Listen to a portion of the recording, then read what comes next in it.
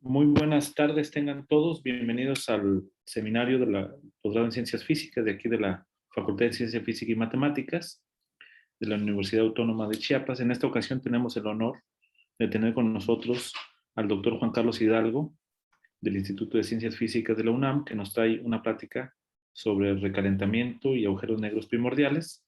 Antes de dar la palabra, permítame mencionar brevemente que el doctor Juan Carlos Hidalgo Cuellar se doctoró en astronomía por el Queen Mary College University of London y realizó una estancia postdoctoral en la UNAM, también otra estancia postdoctoral en la Universidad de Portsmouth.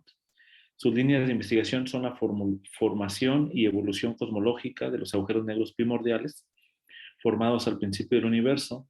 También investiga aspectos particulares de la relatividad general que pueden manifestarse en la distribución y evolución de las galaxias.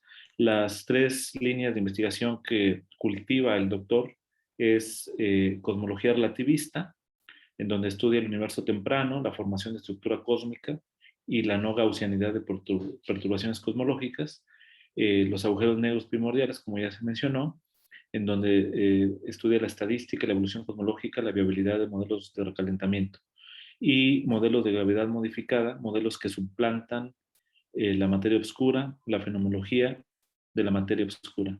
Pues bien, le damos la palabra al doctor. Muchas gracias y adelante. Gracias. Bienvenido. Sí me escuchan bien, ¿verdad? Sí, se escucha muy bien. Ok.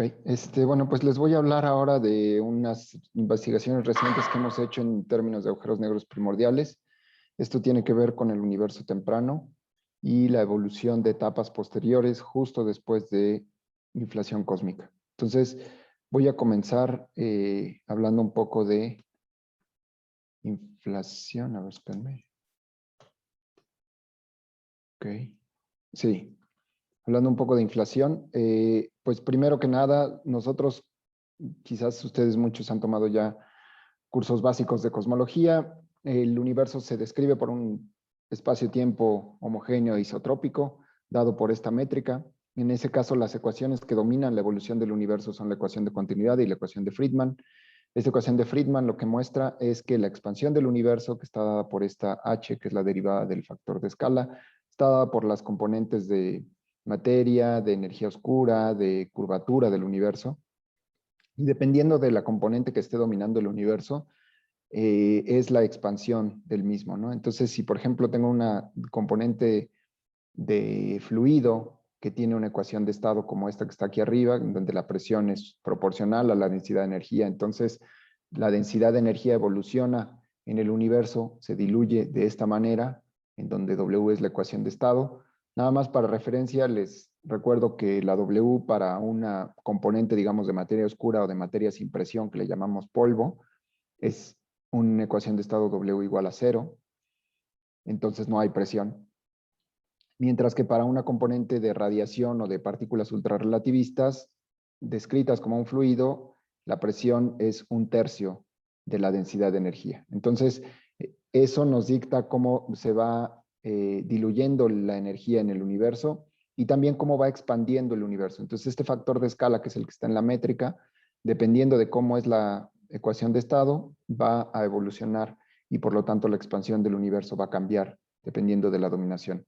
Entonces, en este caso, por ejemplo, el universo, nosotros sabemos que tenemos una componente de radiación que dominó en las primeras etapas del universo, que es esta línea roja. Después vino una época de equivalencia, que es donde hay una igualdad entre la densidad de materia y densidad de radiación, y posteriormente la materia dominó, y hay una dilución de esta materia como a la -3 y una expansión también específica. Y al día de hoy tenemos un misterio muy grande que posiblemente ustedes ya hayan escuchado, que es lo que es la constante cosmológica o la energía oscura, en donde se piensa que la ecuación de estado es -1. De modo que esta cantidad en el exponente, si esto tengo un -1, el factor de escala tiene un exponente 0 y la densidad se mantiene como una constante. Y esto es lo que se muestra acá, ¿no? En principio lo que hemos observado hasta ahora es que la densidad a tiempos recientes en el universo es una constante. Esto nos da lugar a lo que nosotros conocemos como la teoría del Big Bang, en donde, por supuesto, la expansión es una expansión constante y por lo tanto, si echamos el reloj para atrás en el tiempo, el universo tiene un inicio, tiene un radio muy pequeño, y esto nos da lugar a la explicación adecuada de tanto la formación de estructuras cósmicas como la nucleosíntesis primordial, y de ahí vienen los éxitos de la teoría del Big Bang. Dentro del Big Bang y dentro de lo que es esta descripción del universo homogéneo e isotrópico, hay una sola escala especial, y esta escala especial se refiere al horizonte comóvil. Esta es la distancia que la luz ha viajado desde el principio del universo hasta un tiempo dado. Esto es dado por las trayectorias de la luz en ese espacio-tiempo. Esas trayectorias están dadas por esta condición sobre la métrica, y por lo tanto nos permiten igualar un tiempo conforme, que le llamamos eta, y un radio comóvil. Entonces, este radio comóvil, si nosotros tomamos esta integral, lo que damos cuenta es que durante la dominación de radiación, este radio comóvil se parece mucho al radio de Hubble, que no es más que el inverso del factor de Hubble por el factor de escala, mientras que en una etapa de dominación de materia, esto es 2 veces el radio de Hubble. Entonces, la forma en cómo va evolucionando este horizonte comóvil es que durante una época de radiación se expande de una manera más acelerada, durante una época de materia se expande de una manera un poco menos acelerada, y la forma de expansión del universo también, o de cambio de este radio comóvil, nos dice que siempre debe estar expandiéndose cuando el universo tiene una componente de materia, digamos, dentro de lo que se estipula en el modelo estándar de partículas, ¿no? Entonces, si yo tengo un fluido que tiene una cierta presión positiva y una densidad positiva, entonces este lado derecho de la ecuación es positivo, el lado izquierdo, va a ser entonces positivo siempre, perdón. Entonces esto lo que nos dice es que el radio comóvil siempre se va a estar cambiando, y esto va a estar expandiéndose con el tiempo. Y esto lo que nos dice es que entonces la aceleración va a ser negativa del universo para que esto sea positivo, ¿no? Entonces, esto es una forma, una condición muy simple del Big Bang, pero también nos genera problemas. ¿Por qué es esto? Porque si nosotros observamos o contamos cuál debería ser la distancia que pudo haber recorrido la luz desde el principio del universo hasta hasta la formación de la radiación cósmica de fondo, que es en un corrimiento al rojo de más o menos 1000, entonces la distancia que pudo haber recorrido la luz era una distancia finita. Nosotros podríamos observar en el cielo, en esa superficie de última dispersión, un cierto horizonte, pero lo que se observa, y se ha observado desde los 90s, es que el universo es muy, muy homogéneo isotrópico. O sea, al tener una radiación homogénea isotrópica de más o menos 3 grados Kelvin, lo que entendemos es que había una conexión entre distintas regiones, por ejemplo, esta región izquierda y esta región derecha, que no debían de estar necesariamente conectadas al principio del universo. Entonces, ¿cómo es posible que el universo sea tan homogéneo isotrópico en escalas mayores a la escala del horizonte en el momento en el que se produjo esta radiación? Bueno, pues esto es un problema para la teoría del Big Bang, y entonces lo que viene al rescate es la teoría de inflación. Inflación primordial lo que hace es estipular que puede haber un momento en el cual el radio comóvil, que es este 1 entre A por H, pudo haber tenido se pudo haber encogido, ¿no? Entonces, el crecimiento es negativo.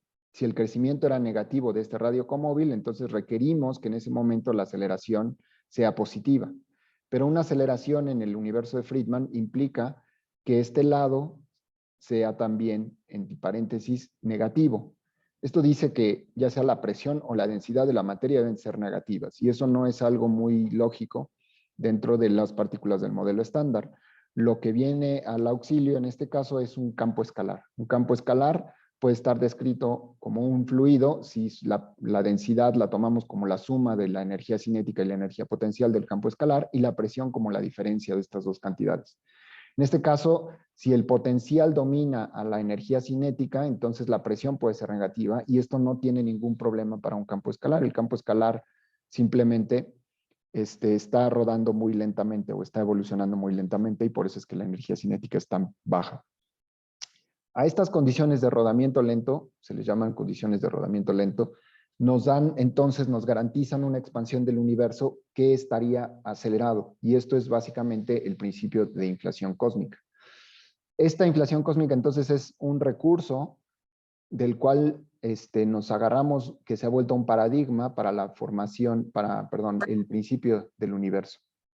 Por cierto, si alguien tiene dudas, no estoy viendo el chat ni estoy viendo las imágenes. Si alguien tiene dudas, puede interrumpirme o no alcen la mano porque no las veo. Entonces, si tienen dudas, por favor, interrúmpanme. Si no, me sigo. Gracias. Sí. Entonces, de lo que se trata esto es, bueno, de justamente hacer que el radio comóvil se reduzca en tamaño y esa reducción hace que todas las escalas que ahora vemos a escala superhorizonte, pues en algún momento debieron de haber estado en contacto causal hacia el principio del universo. Entonces, esto resuelve el problema que teníamos con el Big Bang estándar, pero también nos trae otras complicaciones. Una de las bueno, esta es una ilustración de cuál debería de ser más o menos la trayectoria de una partícula de campo escalar que le estamos llamando inflatón. Y esto sería una partícula que va rodando muy lentamente en el potencial inflacionario y por lo tanto ustedes podrán directamente pensar o adivinar que lo que se requiere son potenciales muy, muy planos en la época de inflación. Posteriormente, esta partícula lo que va a hacer es evolucionar en el potencial y llegar a un mínimo del potencial desde el cual tenemos una época que se llama recalentamiento, de la cual voy a hablar en breve. Pero aquí lo que quiero mostrar también es que la inflación se le atribuye también la formación de las semillas que nos dan al día de hoy la estructura a gran escala del universo.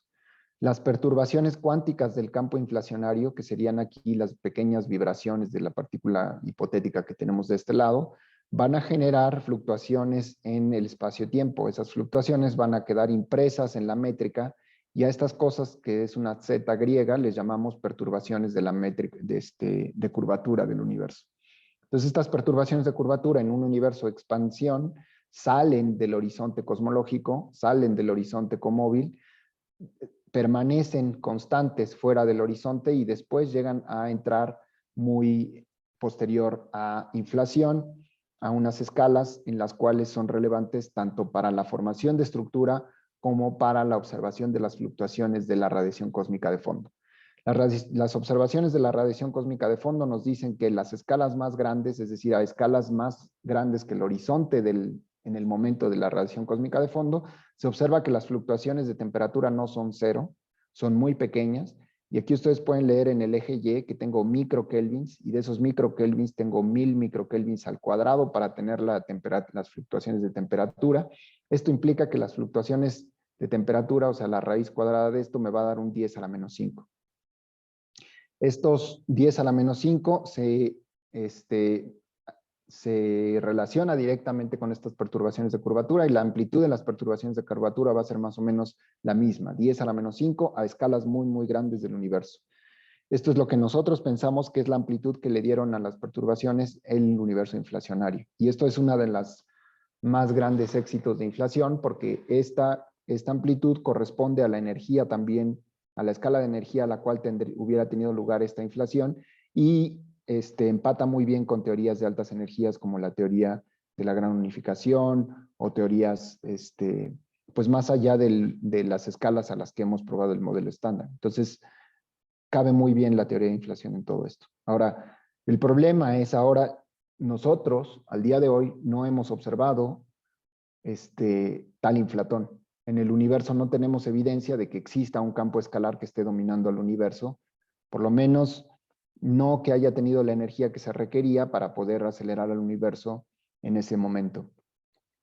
Entonces, de lo que sabemos es que si tal partícula existió, debió de haber pasado toda su energía a las partículas del modelo estándar, que son las que sabemos que dominaron desde una cantidad de más o menos de alrededor de 1 segundo de vida del universo hasta el día de hoy. Bueno, esa transición le llamamos recalentamiento.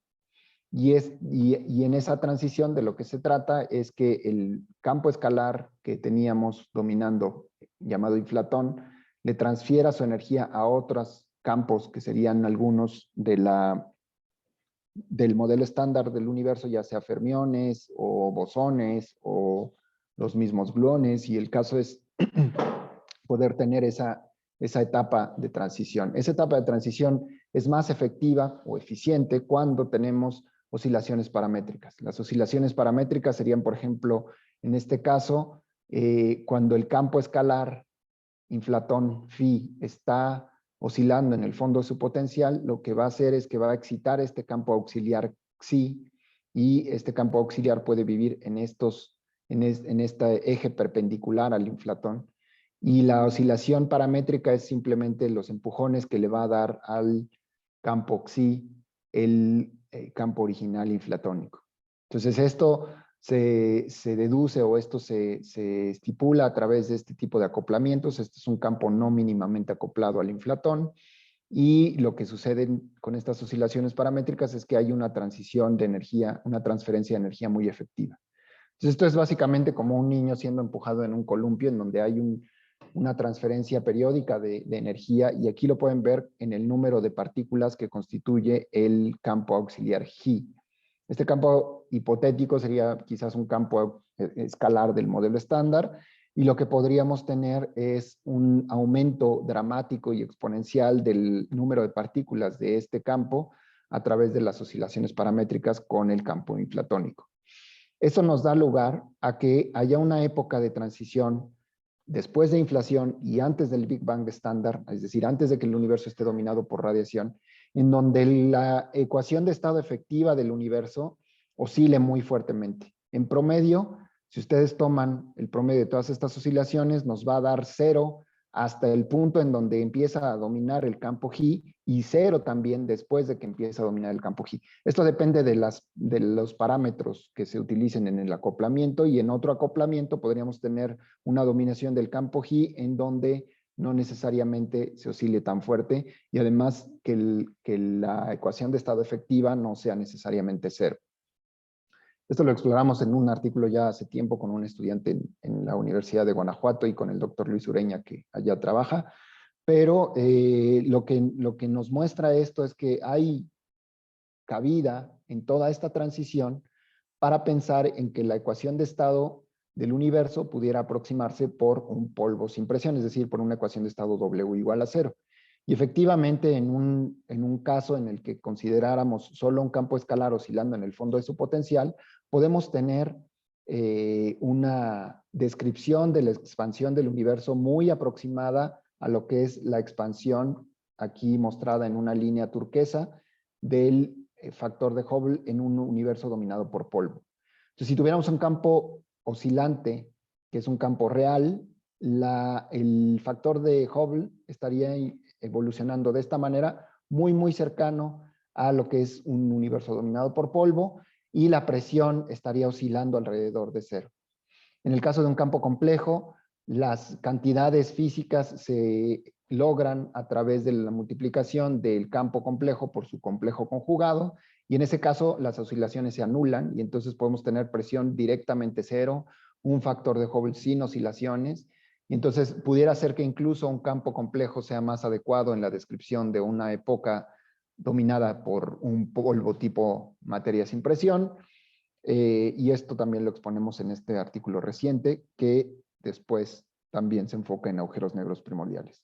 Entonces, mi enfoque es buscar en esta época de recalentamiento situaciones en las que yo tengo un fondo que está dominado por materia sin presión.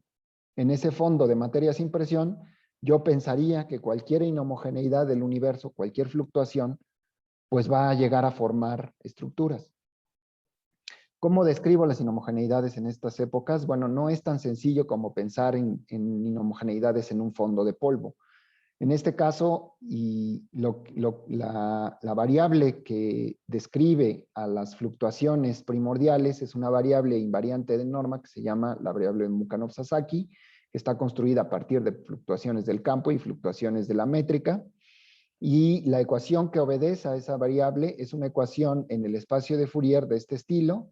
Esta ecuación de Mukhanov-Sasaki me da dos regímenes, un régimen en el cual K es mucho mayor a esta cantidad, y si ese es el caso, entonces Estas soluciones son soluciones oscilantes y esto sería un régimen estable.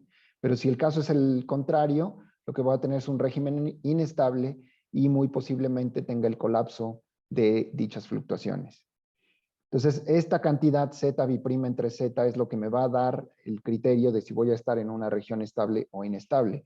No es tan sencillo en el caso real, porque en el caso real tenemos oscilaciones, y en el caso real de oscilaciones lo que vamos a encontrar es que la ecuación de Mukhanov-Sasaki se traduce en una ecuación que le llamamos ecuación de Mathieu, y esa ecuación de Mathieu requiere de un análisis de estabilidad dinámico para poder derivar pues matrices de eigenvalores y de eigenvectores de las ecuaciones, digamos, acopladas al hacer una expansión en series de Taylor de esta ecuación, y esto nos va a dar una serie de bandas de inestabilidad que tiene que ver con el factor que yo tengo de este lado, que aquí sería K entre A cuadrada, M cuadrada, y el factor que tengo de este lado, ¿no? Que es este H entre mu. Entonces, en ese caso, lo que voy a tener es que estas dos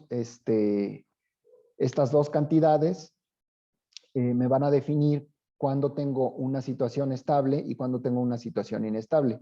Efectivamente, cuando K se encuentra entre un valor de 0 y un valor de esta cantidad, esta raíz cuadrada de H por mu, voy a tener una banda de inestabilidad. Esto es algo que han estudiado en términos de buscar agujeros negros varios grupos desde el 2010. Anteriormente se había estipulado tal cantidad, pero no se había explorado con detalle. Y nosotros retomamos este estudio, incluso uno reciente del 2019 del mismo grupo de Jerome Martin, para estudiar el campo complejo. Entonces, en el caso del campo complejo, el caso real, que es el que les mostraba en la transparencia anterior, nos da una banda de inestabilidad bien definida, que es una banda de inestabilidad de Mathieu. Esa banda de inestabilidad de Mathieu se muestra en esta gráfica con una línea verde. Aquí lo que les estoy mostrando es cuáles son las escalas físicas que corresponden a estos números de onda en el espacio de Fourier, que pueden ir entrando al horizonte cosmológico que está dado por esta KH, y que pudieran estar dentro de una región de inestabilidad que se encuentra entre la línea verde, que es la de la inestabilidad de Mathieu, y la línea punteada azul, que es el horizonte cosmológico. Entonces, todas las escalas que se encuentren dentro de esta banda, desde el final de inflación, aquí lo que cuento es el número de Eiffels o el número de expansiones en términos del factor E, del factor de escala. Todas estas escalas o números de onda podrían ser inestables. Si yo me remito a la parte compleja o al campo escalar complejo, encontramos un número de Jeans también de inestabilidad de esta misma ecuación de Mathieu, de Mukhanov-Sasaki, y encontramos una banda de inestabilidad todavía un poco más ancha que la banda de Mathieu, y esto es importante porque nos permite formar estructuras de masa más pequeña que el caso real. Y eso lo reportamos en este artículo. Voy a seguir reportando algunos de los resultados de este artículo, pero también tenemos otros que les quiero comunicar el día de hoy. Esto lo que nos dice es que cuando hay fluctuaciones que entran dentro de esta banda de inestabilidad, el contraste de densidad, es decir, la densidad dentro de esa fluctuación, va a crecer respecto a la densidad de fondo como el factor de escala. Esto quiere decir que conforme yo me vaya avanzando en el tiempo, esta fluctuación no va a dejar de crecer, va a estar creciendo como el factor de escala y eventualmente pudiera colapsar y formar un agujero negro, ¿no? Esto es lo que yo trato de estudiar y ese es el mensaje que les quiero transmitir, que yo podría formar estructuras en esta época y algunas de ellas podrían ser agujeros negros. Bueno, agujeros negros primordiales. Serían agujeros negros al final de inflación. Perdón, estas inestabilidades de las cuales les mostraba o les mencionaba, se pueden también interpretar como estructuras que pueden colapsar y dentro de la época de recalentamiento no habría nada que en principio evitara que las estructuras fueran a colapsar y a formar agujeros negros. Esta fue la idea que tomó el que fue mi supervisor de doctorado, Bernard Carr, en los 70s, para decir, bueno, si yo tengo fluctuaciones en un fondo que es tipo fluido, que tiene una ecuación de estado W, estas fluctuaciones en un universo temprano deben de respetar una ecuación de evolución. Este es el contraste de densidad en donde yo tendría la densidad del centro entre la densidad del fondo dividido entre la densidad del fondo. Esto me da una cantidad que le llamo el contraste. La evolución de ese contraste está dada en términos de esta ecuación. Y nuevamente me encuentro una inestabilidad tipo Jeans, como la que les había mostrado en la variable de Mukhanov-Sasaki. Nuevamente, si la K es suficientemente pequeña en este caso, este término va a ser positivo, no es cierto, va a ser negativo y en ese caso la fluctuación va a ser inestable.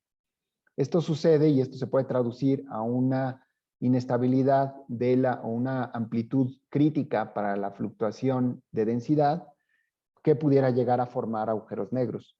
Esta fluctuación crítica estaría en términos de, bueno, tendría que vencer un valor que numéricamente equivale al valor de la ecuación de estado.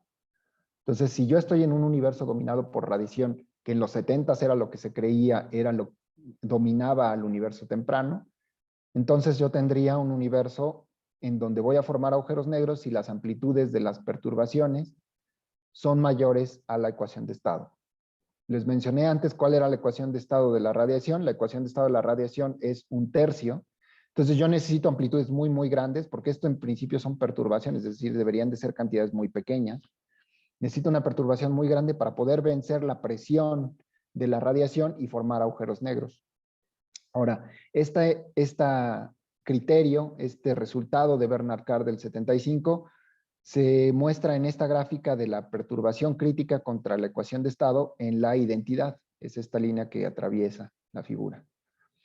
Un criterio más refinado lo propuso Harada en 2013, basado ya en resultados numéricos de formación de agujeros negros primordiales, en donde es un resultado muy bonito, en donde muestra como una inhomogeneidad de una curvatura positiva, que sería una sobredensidad, rodeada por una inhomogeneidad de curvatura negativa que compense la curvatura del centro y que asintóticamente represente un universo de Friedman plano, puede colapsar si el tiempo de colapso de este objeto o de esta sobredensidad es menor al tiempo que tarda una onda de sonido en atravesar toda la configuración.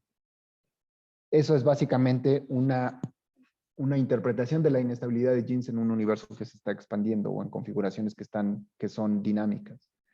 Entonces él llega a un criterio que es de este estilo. La gráfica de esta función de delta como función de la ecuación de estado está en esta línea sólida que tiene de este lado.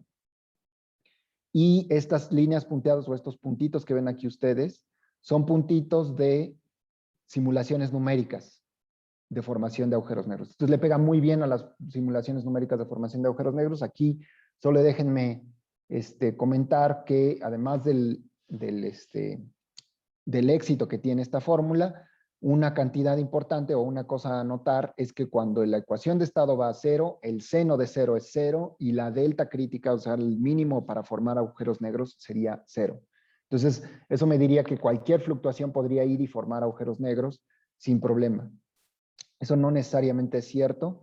Lo que la gente ha estado estudiando en cuanto a los equivalentes numéricos de estos colapsos gravitacionales, desde el 2005, 2013, hasta los días de hoy, tenemos varios criterios para formación de agujeros negros con relatividad numérica. Esto es resolver las ecuaciones de Einstein en una simetría esférica, considerar sobredensidades que serían este tipo de configuraciones, como montañitas que tienen su pico en el centro, y entonces dejar que evolucionen por la pura gravedad.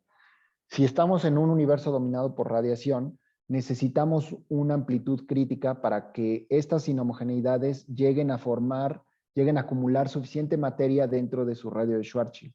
El radio de Schwarzschild es esta cantidad, 2 veces G por M entre C cuadrada, y lo que nos dice es que cuando una configuración se encuentra en un radio menor a esta cantidad, una configuración de masa M, entonces va a formar un horizonte de eventos y eso nos forma un agujero negro.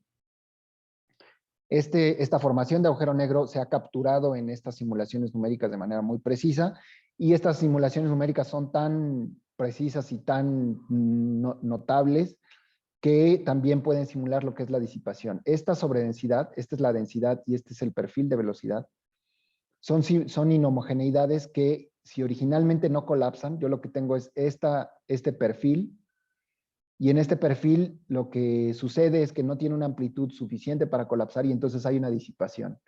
Lo que pasa es que se genera una onda de choque, o si quieren una ola hacia afuera que va disipándose, y esto va generando también unas velocidades de disipación de la sobredensidad que están muy bien capturadas, ¿no?, en este tipo de simulaciones. Esto, una analogía de esto es, para ejemplificar este mecanismo de formación de agujeros negros, en este video muestro, a ver si lo puedo mostrar, creo que tengo que quitar este láser. Ajá.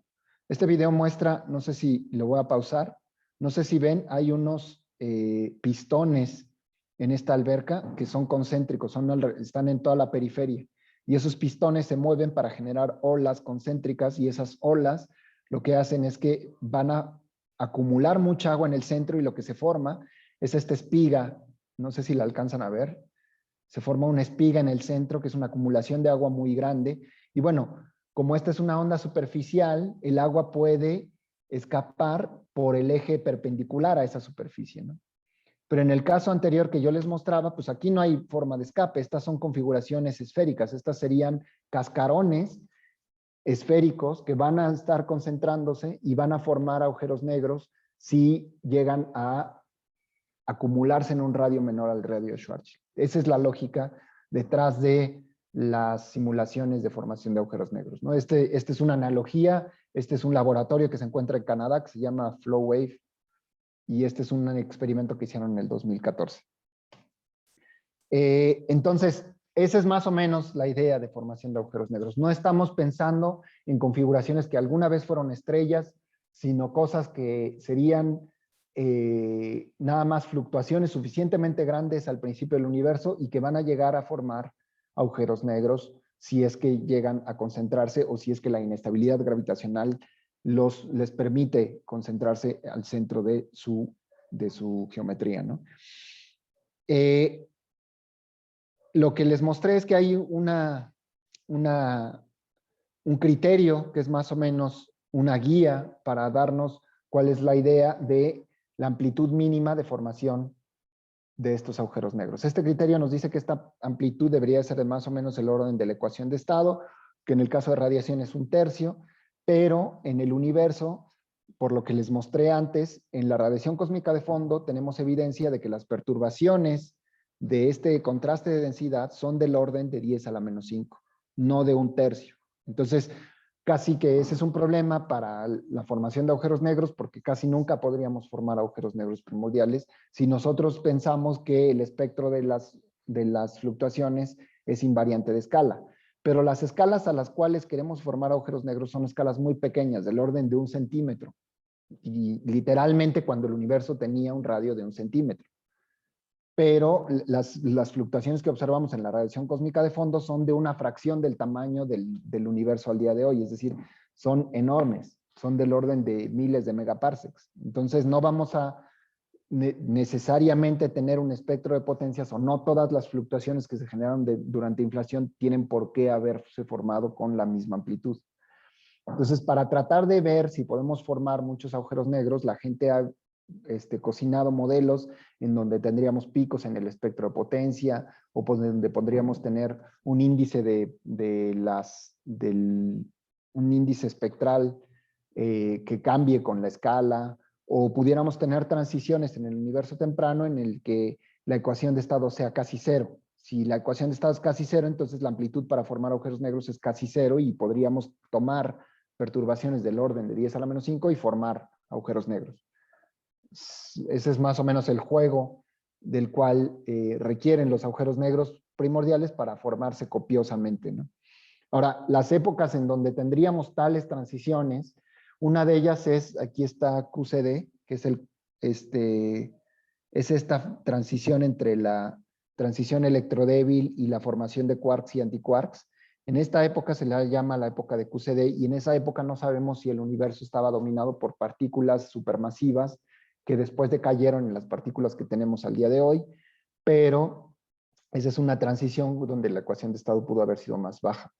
Y otra transición donde la ecuación de estado es casi cero es lo que les mostré al principio de la plática, que era el recalentamiento. Y ese es nuestro enfoque al día de hoy, ese es pues esa es nuestra área de estudio. Estamos tratando de buscar la formación de agujeros negros en donde pensamos que podrían necesitar solo muy pocas, ay, perdón, otra vez regreso al pointer. Estamos tratando de encontrar la formación de agujeros negros en épocas en donde pensamos que podrían haber una ecuación de estado muy baja, que es durante recalentamiento. ¿Ok? Ahora, ¿cuáles son los resultados que hemos obtenido hasta ahora? Bueno, en parte, perdón,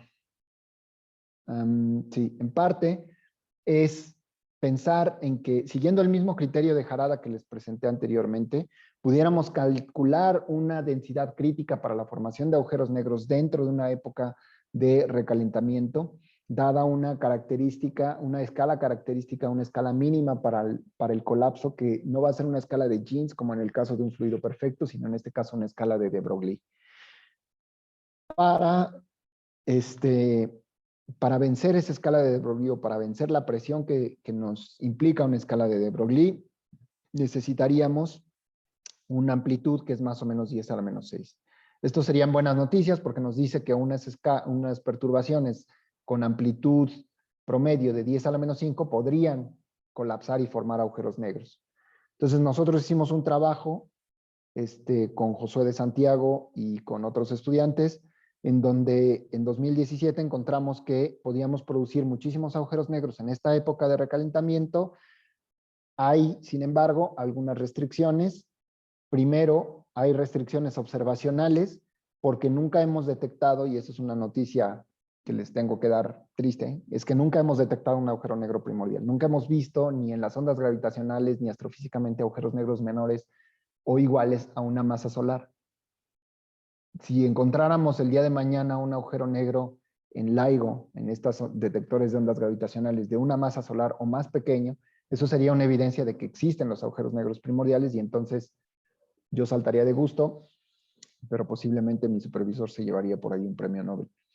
Entonces, el punto acá es que hay cotas, como no tenemos evidencia directa de que existen los agujeros negros primordiales, hay cotas observacionales a cuántos podría haber en el universo, y una de ellas, por ejemplo, no les voy a explicar todas estas, pero una de ellas es esta omega. Esta omega se refiere a que si yo tengo agujeros negros de más o menos 10 a la 15 o 10 a la 20 gramos, estos son gramos, agujeros negros de 10 a la 20 gramos son más o menos el tamaño del Everest. Entonces son la masa del Everest, pues. La masa del Everest no es ni siquiera, es más o menos la masa de un asteroide. Entonces, detectar en el cosmos asteroides más allá de nuestro cinturón propio de asteroides, pues va a ser muy difícil. No podemos descartar que esos asteroides o esos agujeros negros de la masa de asteroides pudieran constituir toda la materia oscura. Pero sí podemos decir que no pueden ser más que la materia oscura, porque en el universo no tenemos más percepción que la materia oscura bueno, no tenemos mayor masa más que la materia oscura del universo. Entonces, lo más que pueden ser en abundancia los agujeros negros es la materia oscura del universo, y eso les da cierta abundancia al momento de formación. Entonces, estas son cotas a qué tantos agujeros negros pudo haber al momento de formación en distintos rangos de masa, ¿no? La cota más fuerte es esta que dice GGB, es en la escala de 10 a la 15 gramos, eso es más o menos del tamaño del Paricutín, del volcán Paricutín, para que se den una idea de cuál es la masa. Es un asteroide quizás más pequeño, pero esos agujeros negros son relevantes porque el tiempo de evaporación por radiación de Hawking de esos agujeros negros son la edad del universo. Entonces, si esos agujeros negros se formaron al principio del universo, al día de hoy ya deberían de estarse evaporando.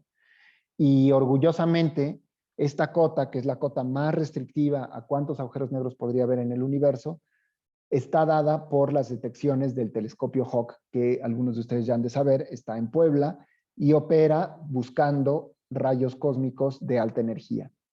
Entonces, buscando rayos gamma, se espera detectar los productos de evaporación de agujeros negros primordiales de esta masa, pero como no se ha detectado ninguno o no hay ninguna confirmación de que se haya visto uno, lo único que podemos hacer es poner una cota. Esas cotas se encuentran aquí, más o menos estos dos picos que tengo de este lado, los estoy graficando acá, y esos dos picos podrían ser saturados o violados durante recalentamiento si es que tenemos esta predicción de cuál debería ser la amplitud mínima para la formación de agujeros negros. Entonces, esto, o sea, en contraparte, dice uno, bueno, no puedo formar tantos agujeros negros porque si no saturaría yo estas cotas observacionales. Entonces, en contraparte, lo que digo es, bueno, no deberíamos de tener modelos de recalentamiento que estipulen que el universo esté en recalentamiento en estas temperaturas o en estas escalas de energía. Entonces, estas escalas de energía son de más o menos 10 a la 9 o casi 10 a la 9 gigaelectronvolts. Si la temperatura de recalentamiento es más o menos 5 por 10 a la 8 gigaelectronvolts, muy probablemente con este criterio yo estaría violando las cotas observacionales a la producción de agujeros negros. Eso nos da una idea de cuál debería ser como una cota para formar de los modelos de recalentamiento, y eso lo calculamos para el campo complejo en este artículo, que es, otra vez les remito de este año. Y bueno, con eso podemos acotar cuál podría ser la escala en términos del factor de Hubble en que tiene lugar este recalentamiento, y la duración del recalentamiento en términos del número de E-folds de duración de recalentamiento. Ahora, todo esto que les he estado comentando, tanto las cotas, tanto los valores críticos como las predicciones durante recalentamiento, los he basado en estudios perturbativos. Existen estudios no perturbativos, no sé qué tanto tiempo me queda, no sé si esta sección la pudiera mostrar o no. Pavel, perdón. Sí, porque empezamos un poco más. Ok. En este caso, lo que necesitamos para estas aproximaciones no lineales durante recalentamiento es regresar a esas simulaciones que yo les había mostrado. Al momento no tenemos simulaciones que nos den colapso gravitacional en un universo dominado por campo escalar. Hay mucha gente en México que se dedica a estudiar el campo escalar como materia oscura, pero ese es otro campo escalar, ese no es el inflatón que a mí me interesa y que en algún momento estaría oscilando en el fondo de su potencial. La gente que estudia el campo escalar como materia oscura estudia un campo escalar que es mucho menos masivo que la escala de energía del universo al día de hoy. Entonces, necesitamos calcular o necesitamos cálculos en relatividad general de configuraciones de campo escalar que pudieran colapsar y poder dar un estimado de este valor crítico de la perturbación de densidad para poder encontrar una amplitud crítica definitiva, no lineal, para la formación de agujeros negros. Entonces eso no existe, pero tenemos nosotros ya unos pasos adelantados de esto. En un artículo que sacamos hace no mucho, con Luis Padilla y Darío Núñez. Luis Padilla, por cierto, es un postdoc que está trabajando conmigo y que es originario del estado de Chiapas también. Lo que hicimos es calcular cuáles son las condiciones iniciales para estas configuraciones que podrían colapsar y formar agujeros negros.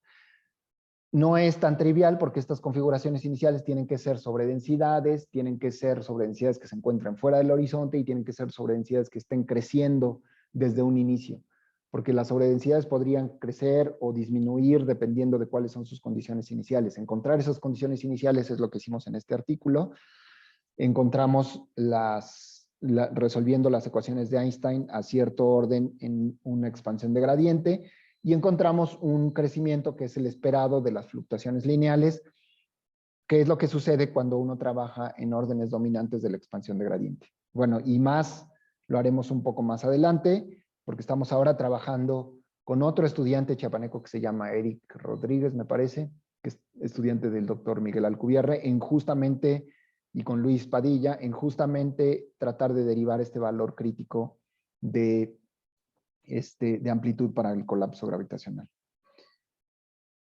Hay grupos que se nos han estado adelantando, como en este artículo también más reciente, este artículo es de agosto, o de septiembre, perdón, en donde esta gente trata de encontrar el colapso y la formación de agujeros negros, pero a partir de anillos de, más que anillos, estos serían, en el caso tridimensional, serían cascarones de inhomogeneidad. Esto seguramente lo hacen por alguna dificultad o impedimento del código numérico que manejan. Nosotros lo que queremos es inhomogeneidades completas, es decir, montañas enteras, no cosas huecas como si fueran nada más cascarones huecos que pudieran colapsar, y entonces yo nada más estoy siguiendo un radio que tiene sobredensidad, que eso es lo que hacen en este artículo, eso es lo que hacen con esta sobredensidad, lo tratan de colapsar y llegan a formar un agujero negro porque el anillo o el cascarón se concentra dentro de su radio Schwarzschild. Además, otro problema con este artículo es que no proveen realmente, o sea, teniendo la oportunidad de decir, bueno, esta es una sobredensidad que tiene una amplitud dada, no calculan ellos la sobredensidad crítica para formar agujeros negros. Nosotros, Luis y yo, con un colaborador en Reino Unido, que es Karim Malik, hicimos hace muy poco, sacamos un artículo el mes pasado en el cual tratamos de ver cuál es un nuevo mecanismo para formar agujeros negros. Como les dije, gran parte de la comunidad mexicana y en parte Luis en su doctorado se dedican al estudio de la materia oscura como campo escalar. Entonces lo que les interesa es ver la formación de halos de materia oscura que serían las cunas de las galaxias, ¿no? Estos serían las concentraciones esféricas de materia oscura que van a dar lugar a la formación de galaxias en sus centros, ¿no? Hay varios problemas para la formación de estructura en el universo y uno de ellos es la formación de agujeros negros en el centro de casi cada galaxia que hemos observado.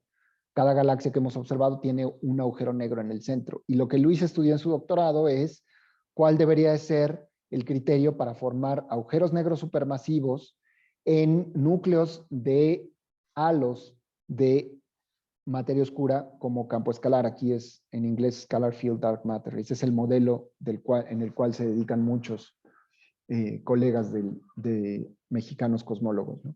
Entonces Luis produjo estos dos artículos en su doctorado en donde estudia cuál deberían de ser los criterios para formar agujeros negros supermasivos en el centro de halos de materia oscura. Y lo que pasa es que en estos halos podría haber en el centro unas concentraciones de estrellas como si fueran estrellas de neutrones, pero estas van a ser estrellas de bosones. Y esas estrellas de bosones están sostenidas por la presión cuántica de los bosones como tal. Por el principio de exclusión de Pauli, las partículas no pueden abarcar o ocupar la misma posición. Entonces, no es cierto, no es el principio de exclusión de Pauli, perdón. Por el principio de incertidumbre de Heisenberg, estas partículas no podrían tener una posición bien definida, entonces necesitan abarcar cierto volumen y entonces, por lo tanto, habría una presión cuántica.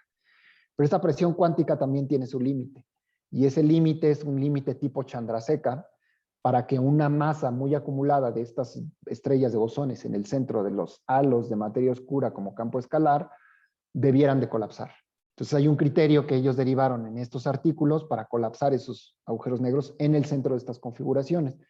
Entonces, por otro lado, estos grupos, estos artículos de este grupo germano-australiano, estipulan o aventuran o hipotetizan la existencia de halos de tipo materia oscura en las épocas de recalentamiento posterior a inflación generadas por el mismo inflatón. Esto daría lugar a estrellas de bosones en el centro de estas configuraciones de materia oscura al final de inflación, ¿sí? Entonces, básicamente yo tendría como halos del campo escalar que era el inflatón, y a ellos les llaman justamente inflatón halos e inflatón stars, que son estas estrellas de bosones que se formarían en el centro. Entonces lo que hicimos Luis y yo fue, bueno, vamos a tomar estas estrellas de bosones, vamos a tomar el criterio que hiciste tú, Luis, para colapsar esas estrellas de bosones en agujeros negros supermasivos cuando se trata de halos galácticos, y vamos a pensar que estos halos de inflatón pueden colapsar y formar agujeros negros, pero durante una época de recalentamiento. Entonces sacamos un criterio para formar estos agujeros negros durante recalentamiento que nos da, si quiero colapsar todo el halo, voy a necesitar una amplitud bastante alta, muy similar a la de radiación, del orden de 0.2, pero si quiero calcular o si quiero colapsar el bosón, la estrella de bosones que está en el centro, tengo que esperar un poco más de tiempo porque se tiene que formar esa estrella de bosones, pero puedo formarla cuando la amplitud de las perturbaciones es menor. Entonces, esto nos da una oportunidad mayor a la oportunidad que tengo durante la época de radiación de formar agujeros negros.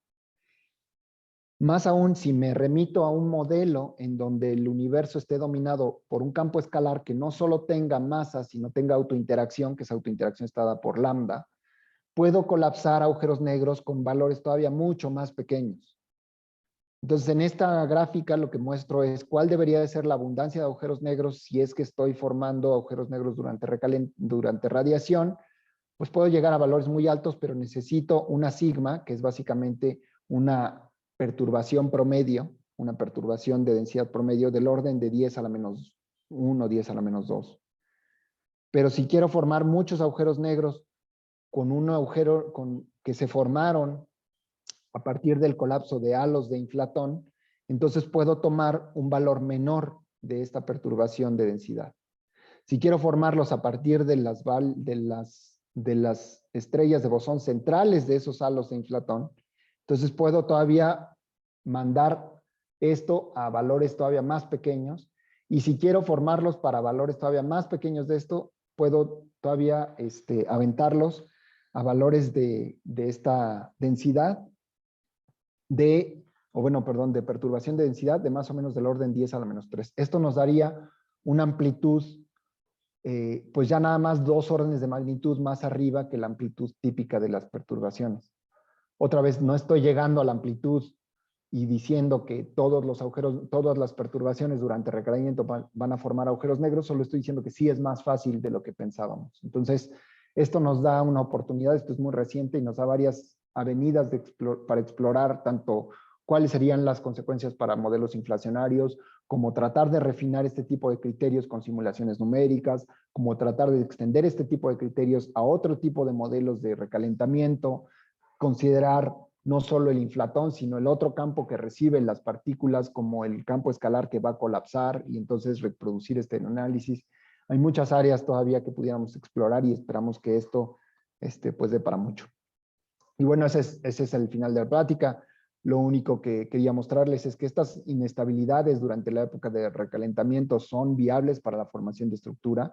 Estos agujeros negros se pudieron haber formado a partir de sobredensidades de amplitudes más pequeñas que las requeridas durante radiación. Los productos de la evaporación y las reliquias también pueden ser observables, que nos den evidencia directa del tiempo de recalentamiento. Y lo que necesitamos ahora es enfocarnos a las simulaciones relativistas para formar realmente el colapso gravitacional, confirmar la existencia de estos estrellas de bosones en el centro de objetos virializados durante recalentamiento y tratar de imponer restricciones a los modelos de recalentamiento que tenemos. Y bueno, aquí están mis referencias, mis datos de contacto y los proyectos que me apoyan, y les agradezco mucho su atención. Es todo lo que quería decir. Muchas gracias, Juan Carlos. Entonces ahora pasamos a la sesión de preguntas. Adelante. A ver quién tiene alguna pregunta, por favor.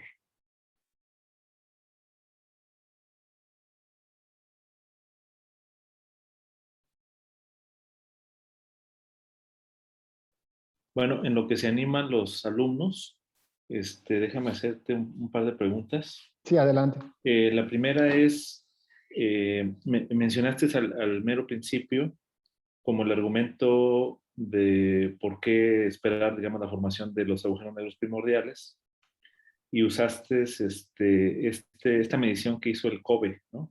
De las fluctuaciones de temperatura. Digamos, mencionaste que digamos, la colita inicial, hay fluctuaciones que pudieran ser del orden de las fluctuaciones que puede tener un campo escalar como el inflatón. Mi pregunta es más bien, toda la demás curva que se ve como bastante suave, ¿no? El resto de puntos, ¿eso lo puedes explicar teóricamente o solamente es el comportamiento que midió Kobe? Esto, perdón, Ujú. Sí, ¿te refieres al espectro ajá, de las fluctuaciones de la radiación cósmica de fondo? Estas fluctuaciones, digamos, el tamaño del horizonte causal o el horizonte, sí, digamos, causal de,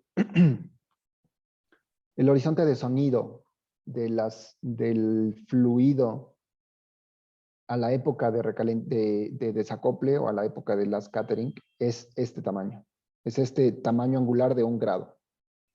Es muy característico y el tamaño en el cielo proyectado es más o menos del doble del tamaño de la luna. Entonces, lo que vio Kobe es que en regiones del tamaño mayor al doble del tamaño de la luna, el universo sí era muy homogéneo, ¿no?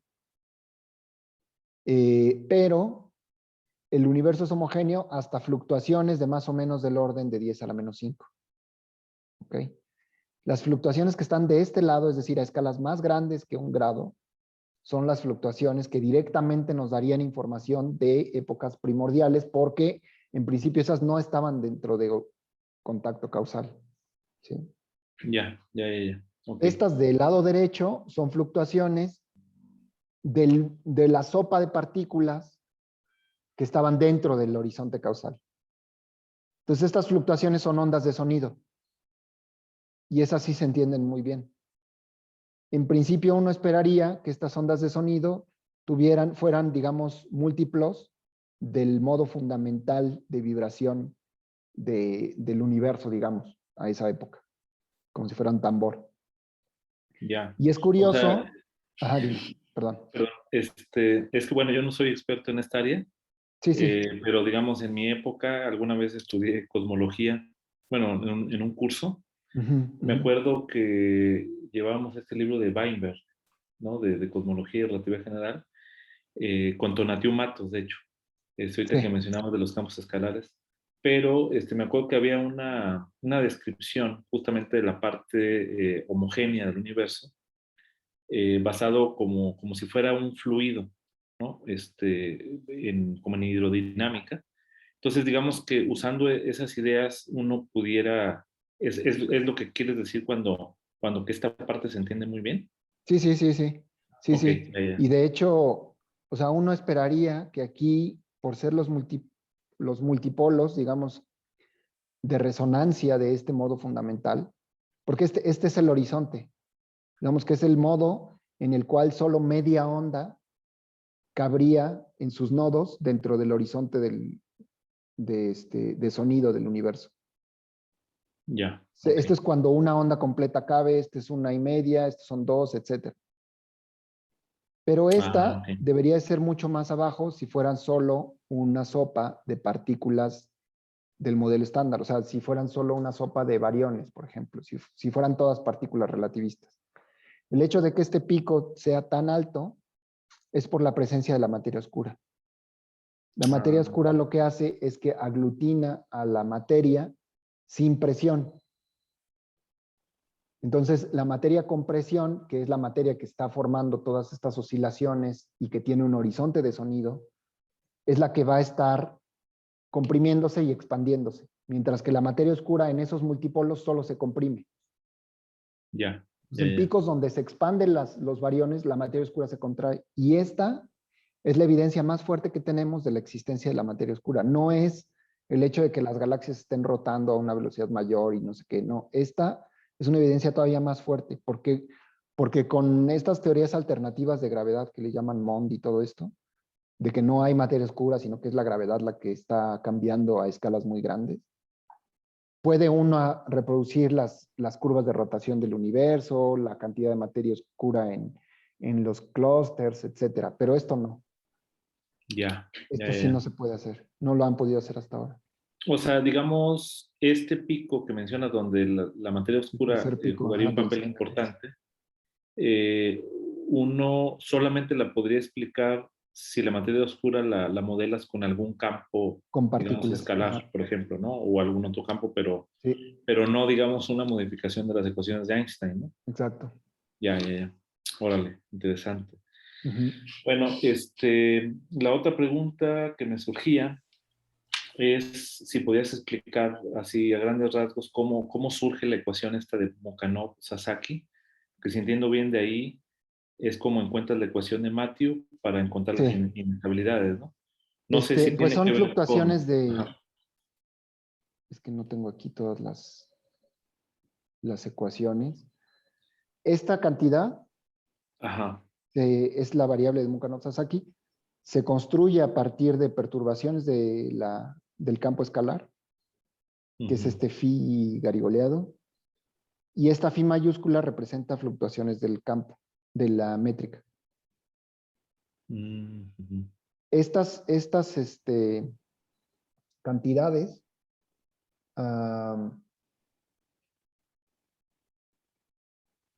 respetan ecuaciones, esta respeta las ecuaciones de Einstein y esta también respeta las ecuaciones de conservación de la materia. Entonces, hay una forma de combinar esas ecuaciones a través de esta variable que me dan lugar a una ecuación de este estilo, que es la ecuación de Mukhanov-Sasaki. Si Ya, quieres ver los detalles de eso, puedes ver ya sea nuestro artículo, que es este que ponía yo aquí, o la tesis de maestría de Karim Miranda, que si quieres te la puedo pasar por correo.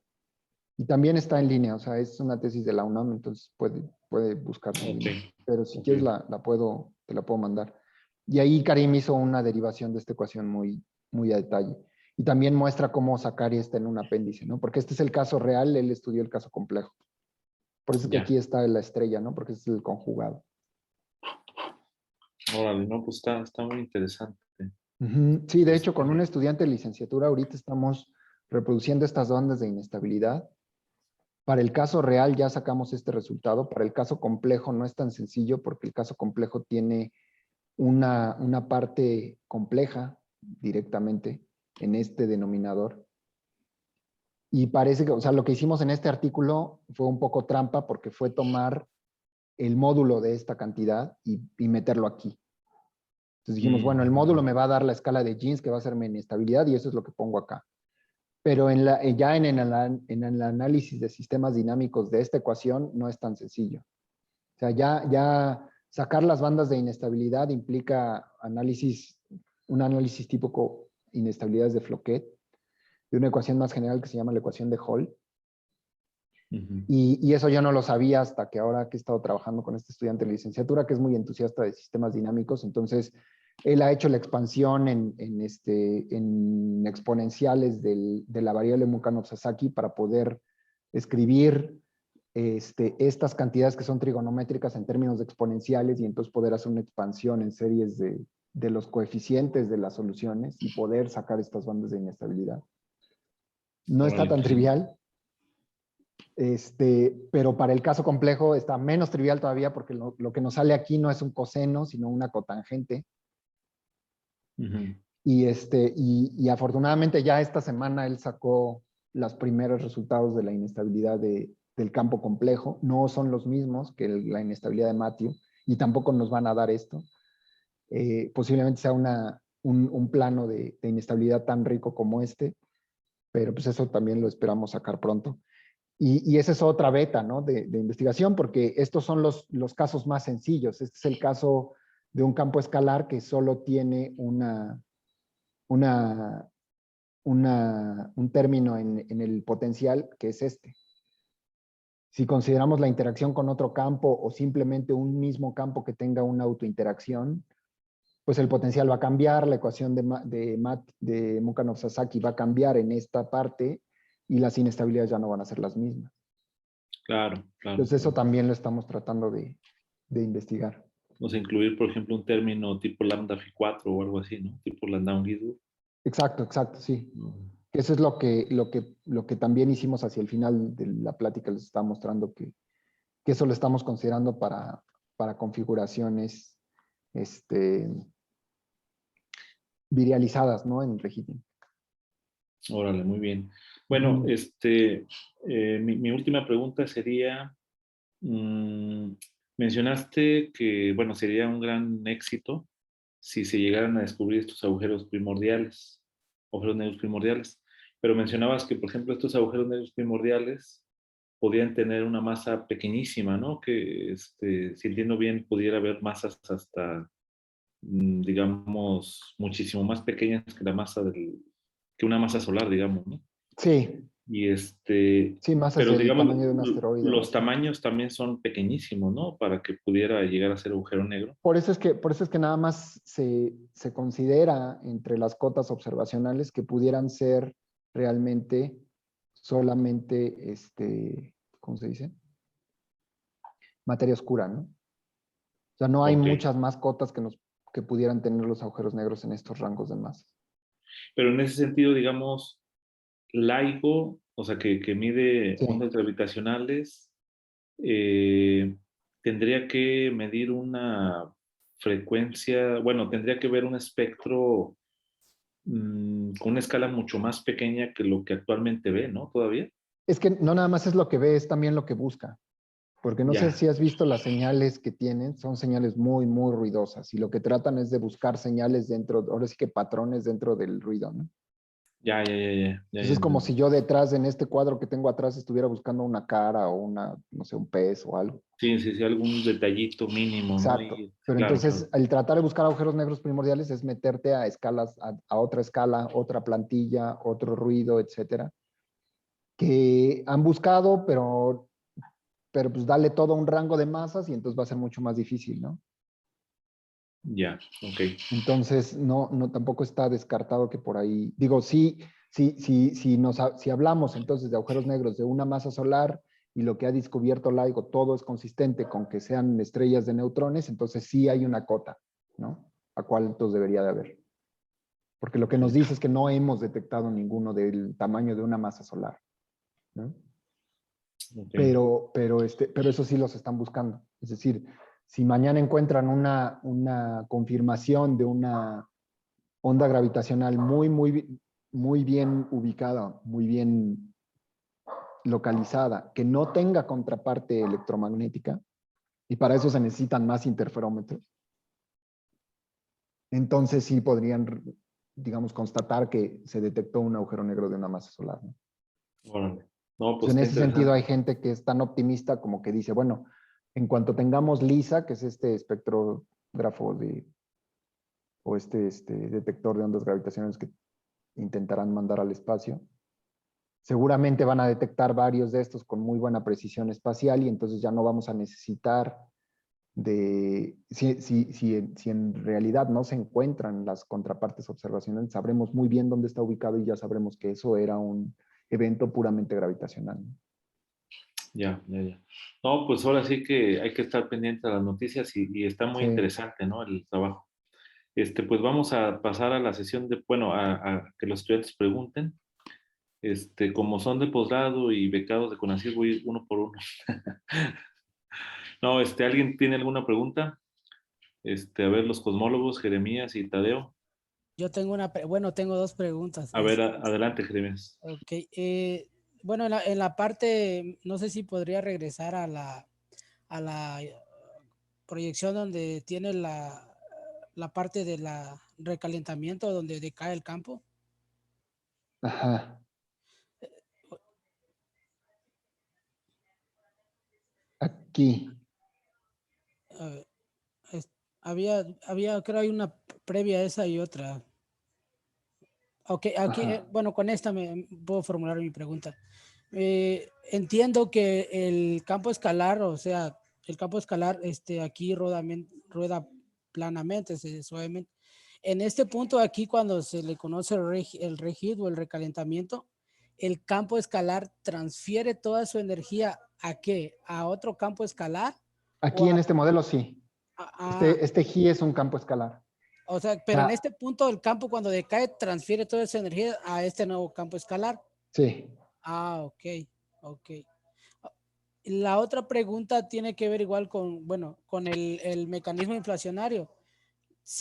yo no sé si estoy entendiendo bien, si el proceso inflacionario, bueno, el mecanismo inflacionario, al extenderse el universo de manera acelerada, eso crea como deformaciones topológicas en las que la energía existente cae sobre su propio peso en esas deformaciones topológicas, o estoy tan perdido en ese punto. Pudiera ser, pero es que hasta el momento no se han descubierto esas, o sea, ese es otro mecanismo en que sí se podrían formar agujeros negros, ¿no? Porque justamente, como dices, habría una gran concentración de materia en un espacio pequeño, dependiendo de la geometría y de la topología de esas deformaciones topológicas. Pero es un mecanismo que no ha sido tan explorado porque hasta ahora no se tiene evidencia de deformaciones topológicas como tal, ¿no? O sea, los famosos domain walls serían cosas que en el universo pues se podrían observar porque, o cuerdas cósmicas, se podrían observar porque la fenomenología de las cuerdas cósmicas es distinta a la materia oscura. Y por otro lado, las domain walls, para todas las veces que se ha escaneado el universo por todos lados, nunca se han encontrado imágenes rotas, ¿no? Que es lo que más o menos inducirían estas paredes de dominio.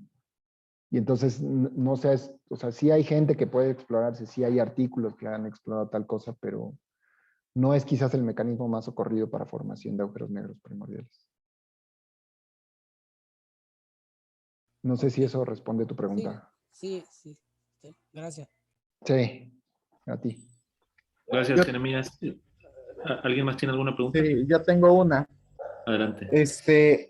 Bueno, se ha considerado que los agujeros negros primordiales son candidatos a materia oscura, pero se puede considerar también un escenario que no sean solo, que la materia oscura no sea solo los PBH, sino más bien también la interacción con los WIMPs. Pues eso es como modelos de múltiples especies de materia oscura. Y sí se ha contemplado. Y justamente ahora se tienen modelos o sea, algunas de las formas en cómo se trata de acotar los modelos de materia oscura es a través de las interacciones con distintas especies. Y por eso es que ahora no se le llama nada más materia oscura o energía oscura, se le llama sector oscuro, ¿no? Porque ese sector oscuro pudiera tener sus propias interacciones. Entonces, sí se ha contemplado, es abrir otra caja de problemas, porque pues, es extender la forma en cómo se esconden las partículas de nuestra detección por interacciones que pudieran tener dentro de las mismas partículas de fuerzas extras. Y bueno, no se han visto necesariamente con los agujeros negros, porque los agujeros negros en sí pues no se han detectado, pero sí podría ser. Gracias, doctor. Gracias, Tadeo. ¿Alguien más tiene alguna pregunta? Si puedo Sí, volver a hacer adelante. otra pregunta. Ok. Sí. Bueno, desde el punto de vista inflacionario, bueno, no desde el punto de vista inflacionario, la pregunta es así.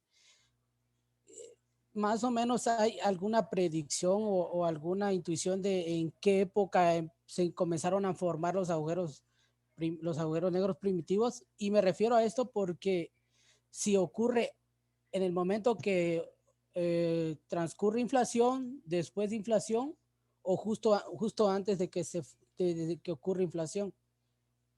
No, es después de inflación. O sea, después de que cesa la expansión acelerada. Ok. Es más o menos a esta época, mira, 10 a lo menos 35, 10 a lo menos 30 segundos. Y lo que yo, bueno, aquí no lo puse en esta plática, pero en otras lo he puesto.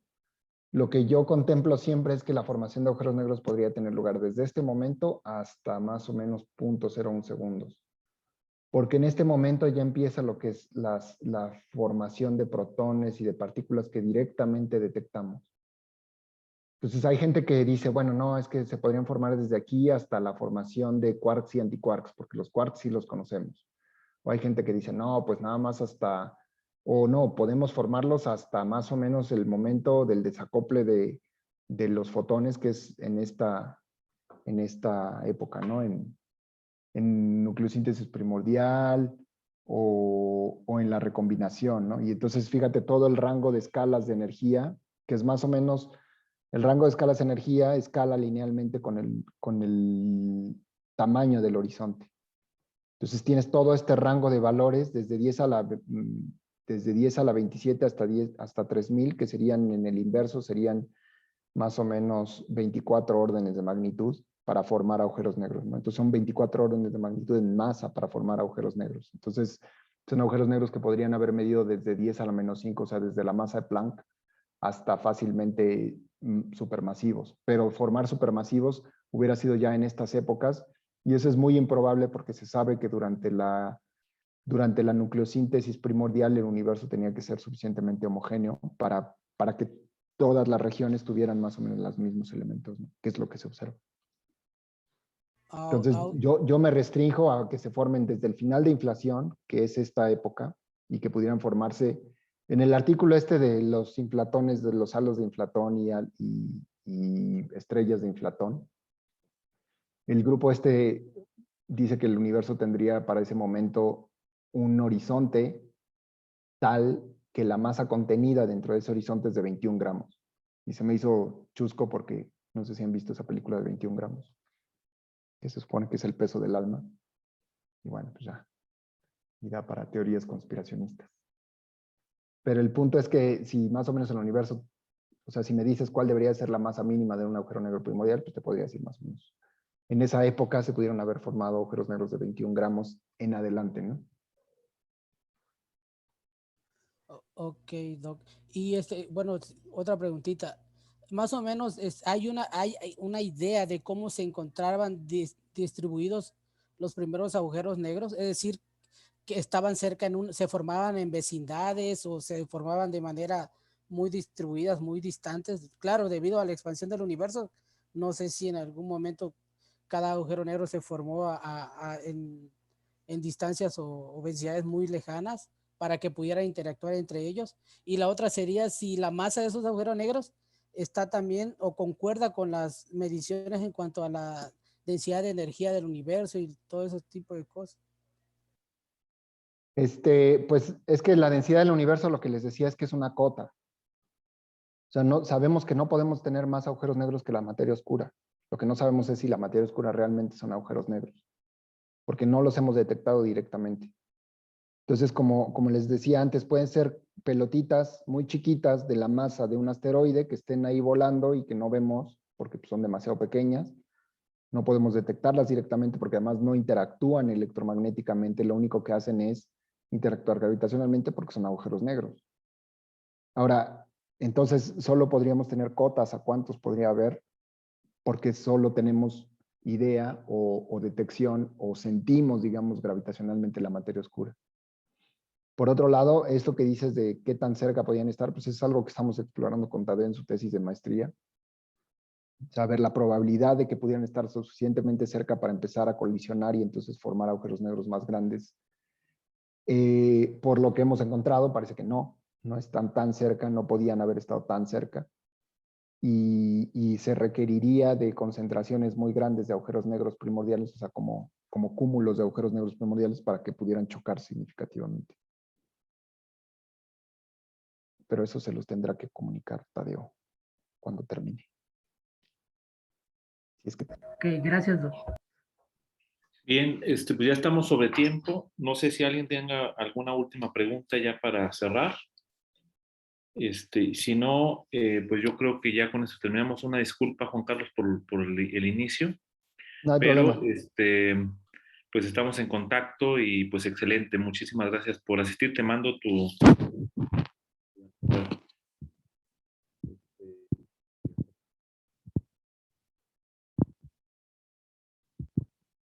Bueno, pues muchas gracias y espero que si tienen alguna duda posterior o si tienen algunas inquietudes, sin problema me pueden preguntar por aquí o por correo.